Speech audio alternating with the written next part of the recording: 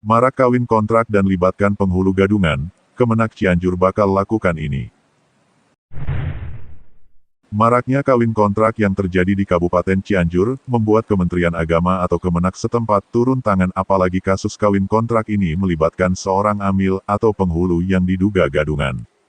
Setelah mendapatkan informasi terkait adanya kawin kontrak yang berhasil diungkap oleh Satreskrim Polres Cianjur dengan mengamankan dua pelaku yakni Lilis Rahmawati dan Rikma Nur Ulfiah, yang diketahui seorang mucikari yang kerap menjalankan aksinya di wilayah Kabupaten Cianjur dengan menjajakan sejumlah wanita asal Kabupaten Cianjur yang ditawarkan kepada warga negara asing asal Timur Tengah India hingga Singapura dengan tarif 100 juta rupiah.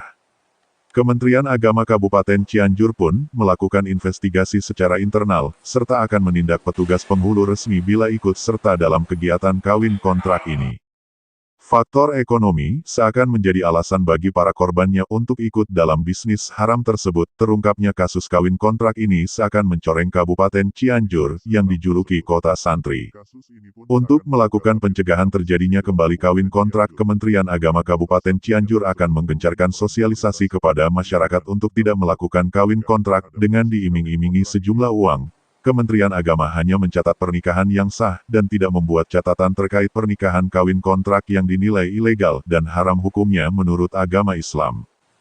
Sebetulnya dalam istilah kami itu tidak ada istilah amil palsu gitu ya, karena kita memang sesuai dengan regulasi di KW itu ada yang namanya penghulu. Ya, penghulu itu sesuai dengan ketentuan perundang-undangan yang berlaku, salah satu tugasnya adalah melakukan pencatatan pernikahan. Jika kemudian terindikasi atau ada yang melaporkan kepada kami bahwa ada oknum salah satu penghulu yang berada di lingkungan kantor Kementerian Agama Kabupaten Cianjur yang ada di 32 KWA itu, jika memang mereka terlibat, tentu kami akan tindak tegas sesuai dengan peraturan perundang-undangan yang berlaku. Dan kami kami selalu melakukan upaya tindakan sesuai dengan aturan yang berlaku. Sekali lagi, jadi jika terindikasi ada pegawai kami yang melakukan hal tersebut, kami akan tindak tegas. Sementara ini kami memang mendengar dari berbagai media sosial, maka kami melakukan upaya penyuluhan kepada masyarakat terkait dengan hal ini. Kita punya penyuluh, kita punya penghulu, di mana salah satu tugas penyuluh itu adalah memberikan bimbingan dan penyuluhan kepada masyarakat dengan bahasa agama, termasuk juga materi-materi terkait dengan kawin kontrak dan sebagainya. Sesungguhnya kawin kontrak itu baik secara regulasi maupun secara syar'i tidak ada gitu. Makanya kita memberikan di berbagai pembinaan kepada para penyuluh, penghulu yang terjun ke lapangan bahwa jangan sampai ada masyarakat Cianjur yang menjadi korban dari kawin kontrak ini.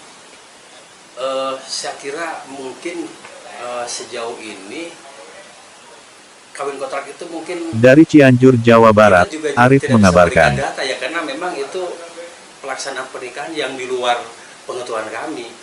Jadi menurut saya motif ekonomi itu lebih memilih kepada perkawinan yang sah. Itu mah mungkin hanya beberapa oknum masyarakat saja yang mungkin saja motivasi ekonomi kemudian terpaksa harus melakukan kawin kontrak. Itu, tapi sama sekali kami belum tahu kawin kontrak itu seperti apa, kemudian terjadi di mana. Cuman kami mendengar di berbagai media sosial lah.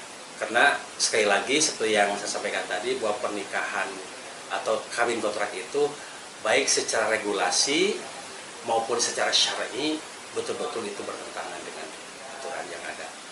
Ya, kami dari Kementerian Agama Kabupaten Cianjur dalam kapasitas selaku seksi bimbingan masyarakat Islam tentunya menghimbau kepada masyarakat, kita di dalam melakukan pernikahan itu, karena pernikahan ini adalah ibadah maka tentunya harus berdasarkan ketentuan syariat, ya. Syariat yang berlaku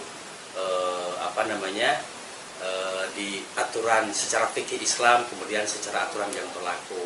Kementerian Agama sudah mengeluarkan aturan bagaimana proses pendaftaran pernikahan. Islam juga sudah mengatur. Jadi pilihlah pernikahan itu sesuai dengan ketentuan fikih maupun ketentuan perundang-undangan yang berlaku. Jadi jika ada hal-hal yang menurut pengetahuan kita ini tidak sesuai dengan pernikahan itu, maka jangan dilakukan. Apapun itu iming-imingnya, seberapapun kita kebutuhan ekonominya, kalau memang pernikahannya tidak sesuai dengan ketentuan perundang-undangan yang berlaku, maka masyarakat jangan sesekali mau dibohongi, mau diajak untuk melakukan pernikahan yang tidak sesuai dengan ketentuan perundang-undangan yang berlaku. Dari Cianjur, Jawa Barat, Arif mengabarkan.